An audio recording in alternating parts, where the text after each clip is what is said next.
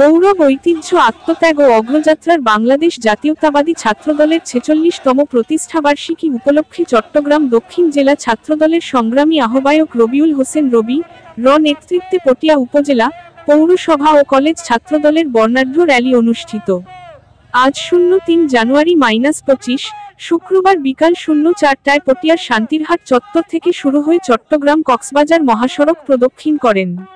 পরে শান্তিরহাট কামাল মার্কেট প্রাঙ্গণে এক আলোচনা সভা অনুষ্ঠিত হয়। চট্টগ্রাম দক্ষিণ জেলা ছাত্রদলের আহ্বায়ক বরিউল হোসেন রবি ছাড়া অন্যান্যদের মধ্যে উপস্থিত ছিলেন ছাত্রদল নেতা মোহাম্মদ রুবেল, ইমরান হোসেন জিনব, মুহাম্মদ হাবিব, নাইম উদ্দিন, কাজী হাসান, মোহাম্মদ শাহেদ, মহিউদ্দিন সহ পটিয়া উপজেলা ও পৌরসভা বিভিন্ন ইউনিয়নের গুরুত্বপূর্ণ ছাত্রদল নেতৃবৃন্দ।